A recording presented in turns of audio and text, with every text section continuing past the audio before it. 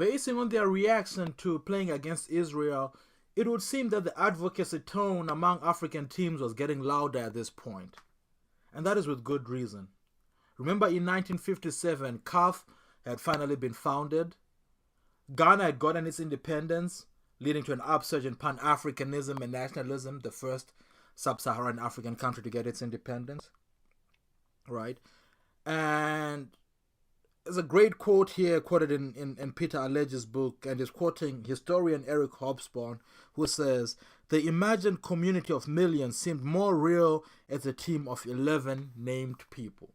What is he talking about here? As the African countries that have been colonized for the past half century to a century start to get their independence, the nation that they're founding is very much an imagined community, right? Which goes back to Benedict Anderson's theory of imagined communities. What do I mean by imagined? Well, consider Zimbabwe, for example. I'll just use that because that's near and dear to me. There is no previous nation known as Zimbabwe which incorporates the Ndebele people, the Shona people in their various sub-ethnic groups, right? The Tonga people, indeed even the European settlers who were there. We are really imagining a new nation at this point. So just to boil that down to 11 representatives on the soccer field became sort of cathartic and almost something that we can live the nation vicariously through, right?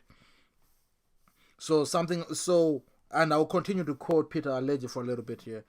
As part of this political project, many African governments built new football stadiums in their capitals.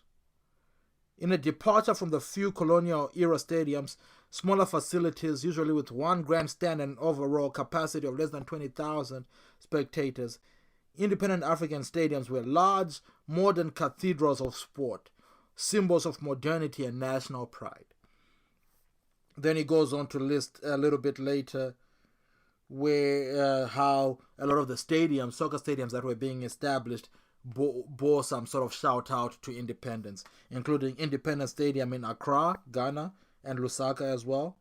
5 July Stadium in Algeria, shouting out their Independence Day, and 28 September Stadium in Conakry, which is the date of independence, Stadium of the Revolution in Brazzaville, Congo, and Simply National Stadium in Lagos, Nairobi, and Dar es Salaam. Right? Why have I gone through all this? Just to show you that at that turn in the late 1950s, as independence is afoot across the continent, there's a certain level of activism and nationalism that becomes attached to football, right? Indeed. And going forward, as we qualified for the 1962 FIFA World Cup, 7 African countries entered that qualification process. And these were Ghana, which was recently independent, the United Arab Republic, which, who knows what this is? This was this was the brief union of Egypt and Syria, right? Which lasted from 58 and 61. So they entered the qualification as one country. Egypt was the more dominant part of that, right? That's Abdel Nasser years. So it qualified through the African qualification. Ethiopia, Morocco, Nigeria, Sudan, and Tunisia. So who's missing from this list? If you guessed all the countries to the south of Africa, you're right. And we'll talk a little more about that a bit later. Both Sudan and the UAR withdrew from the qualifications because FIFA would not allow them to rearrange their matches to avoid the monsoon season. Man, there were all sort of things to consider in the past, wasn't there? Ethiopia had tried to qualify through the European, the UEFA, and so they got eliminated. So only 4 teams went into this. And this is interesting. I won't spend so much time talking about the qualifying process going forward, but I just thought this was interesting to share, right? Morocco and Tunisia beat each other 2-1 at home, right? Home and away. So they were tied at 3-3. And they played a third match in a neutral location in Italy, which ended 1-1 after extra time. So these teams were evenly matched. So guess how that was decided who would go through? This is before penalty shootouts were technically invented, quote unquote. So Morocco advanced by drawing lots to eliminate Tunisia. This still happens in some form to this day, right? But they qualified by drawing lots and eliminated Tunisia. Then they went on to eliminate Ghana for the final qualifier. Then eventually they met up with Spain, and all that for nothing because they ended up losing to Spain. So again, no African team qualified for the 1962 World Cup. Now, back to why there were no Southern African teams at that point, right? South Africa notwithstanding. We'll talk about South Africa's complex situation just now. But 1960 is widely regarded as the year of Africa because that is the year that a lot of African countries got their independence, right? The French generally pulled out of Africa, so a lot of former French colonies got their independence in 1960. The Congo is coming too as well, right? Countries like Ghana have already got their independence in the 50s, but like 60s is the year that a lot is happening. I think Nigeria gets its independence that year as well. But for Southern Africa, the countries, apartheid is still very much a thing in South Africa. Rhodesia is still under the Central African Federation, which had in Southern Rhodesia, Northern Rhodesia, and Nyasaland is still a unit. And even though Nyasaland and Rhodesia, Northern Rhodesia will get their independence by 63 and 64, Southern Rhodesia, which became Rhodesia at that point, starts to exist in a pseudo-apartheid situation after the settlers secede from the British Empire. The Portuguese territories of Angola and Mozambique are still colonies right until the 1970s. All this to say, you know what? A lot of those countries, they'll get on board later, but just not yet. Now back to the World Cup. 17 African countries entered the qualification process for the 1966 World Cup. Think about that, right? From 1954, we had 1, still Egypt. 1958, we had 3. 1962, we had 7. And now we have 17 African countries, right? A lot of them former French colonies, which include the likes of Guinea, Mali, Senegal, right? South Africa even entered this, right? This qualification process. And again, I told you we'll get into more detail about this. But French Congo was kicked out, and South Africa was suspended for apartheid, which resulted in their qualification. So that left the rest of the 15 African teams to qualify. In January 1964, FIFA decided that the lineup for the 16 teams at the World Cup would include 10 European teams, 4 Latin American teams, and 1 from North America and that Central America region, CONCACAF.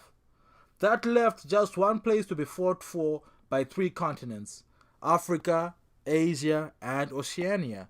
Now remember this, that it was already tough when there were only 12 teams qualifying for that Africa-Asia zone. Now, there's 17 African teams, even more Asian teams, and of course New Zealand, Australia are trying to get in on the mix too, right? So CAF, right, Confederation of African Football, felt this was deeply unfair, and rightfully so. And the situation was further complicated with how FIFA was dilly-dallying about South Africa over apartheid. In October of 1964, all 15 African countries withdrew from qualifying. Other World Cups have seen individual teams refuse to go, but 1966 in England was the only one to be boycotted by an entire continent. Ghana, back-to-back African champions in 1963 and 1965, were the biggest losers here with their team, which was highly regarded, with some people even suggesting that they could have won the whole thing. Now, that may be a little bit far-fetched given the fact that we only just got Africa's first semi-finalist in 2022, but who knows, right? In any case, they would have made some impact. I would be remiss if at this point I didn't at least mention Dom Eusebio, right? Dom Eusebio, the Portuguese legend.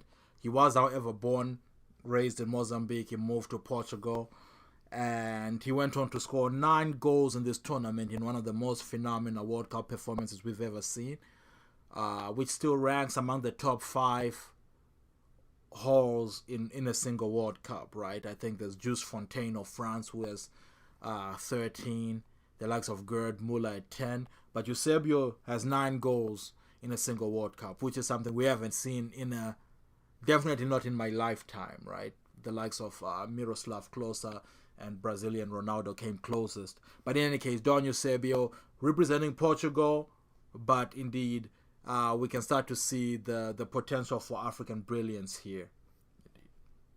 And speaking of African players representing the colonial powers or former colonial powers, it is worth noting that as early as in the 1950s,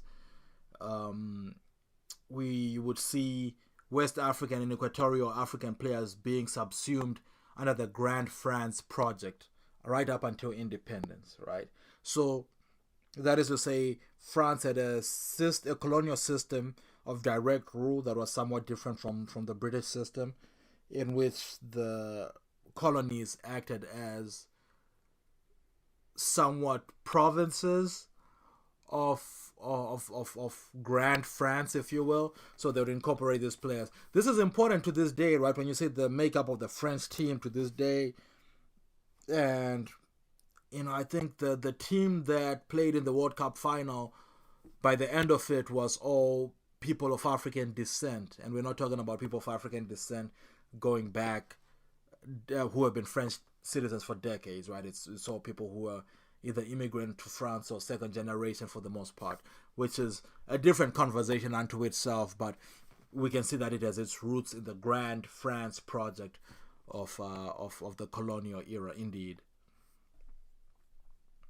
Let's talk a little bit about South Africa, right? Now, South Africa, the apartheid system in South Africa was put in place in 1948, right? The apartheid system, which legalized, codified racial segregation. The actual term means the separate development of different racial groups, but all it means really is it codified the marginalization of black people, of Indian people, of what they call colored people in South Africa, right? In 1955, they were suspended for this racial discrimination, right? This is only 7 years after the establishment of apartheid. In 1956, a FIFA Commission of Inquiry upheld the decision to suspend them. The Commission of Inquiry accepted, however, SAFA, which is the South African Football Association's argument that racial segregation of sport was South Africa's tradition and custom. FIFA's preferred approach was to encourage SAFA to merge with the South African Soccer Federation, SASF, which represented the black football clubs. SAFA represents the white football clubs. It's the official, quote-unquote, representation of the white nation, right? And so, what did SAFA say? Well, they said no. So they're suspended. In 1958, more pressure was put on the South African government to de-racialize sport, but the government remained unmoved by the growing international pressure against apartheid sport. Now remember, this is after Ghana had become independent, so a lot of African countries are also starting to pile on the pressure, and the global community as a whole. This international hostility was demonstrated when the Brazilian football club, Portuguesa, withdrew from playing against an all-white South African football Durban team. Right? The South African government insisted that the Portuguesa team should drop its black players when playing against. Isn't that crazy? They're not just talking about segregation in South Africa itself, but if you're going to come and play in South Africa, you have to drop all your black players as well. So Brazil said, you know what, screw it. I mean, the Portuguesa team out of Brazil said this. In 1961, South Africa was expelled from FIFA. And man, the black community, the anti-apartheid movement, the African community as a whole celebrated this. However, in 1963, talk about some of those tensions that I was talking about earlier, South Africa was readmitted into FIFA, but it was expelled once more after it proposed, listen to this proposal here, that they would send an all-white national team to play in England in 1966, and then an all-black national team to play in Mexico in the 1970 World Cup. So after that, FIFA was done with them, and beginning in 1965, South Africa would be suspended right up until the end, towards the end of the apartheid era in 1992, when they were finally admitted into FIFA, right? And also, when we think about, so this is important here, because when we think about South Africa being sanctioned with divestment in the 80s, with even the ban from the Olympics, with the rugby bans and so forth, all those things came after this moment. So here we see again, soccer, football, and particularly the World Cup being a huge impetus towards social change, right? For better or worse, but in this case, we can definitely say for better. And that's the story of South Africa and the World Cup. We'll get back to them when we get to the 1990s, indeed. Now, the roaring 60s have been and gone, the high point of anti-colonialism, right? A lot of African countries have since got their independence. We're talking about countries like Zambia, Malawi, several others, Tanzania and so forth, Kenya. They have since got their independence. Now, South Africa is still banned, still going through apartheid. They'll be doing that for the next couple of decades. Rhodesia is a white settler colony. They're still allowed to go to the qualifiers, though, but they're still a white settler colony at this point. The Portuguese territory is Mozambique and Angola and Southern Africa, as well as Cape Verde and Guinea-Bissau are also still colonies. But for the most part, a lot of African countries have become independent and thus are now competing to qualify for the World Cup.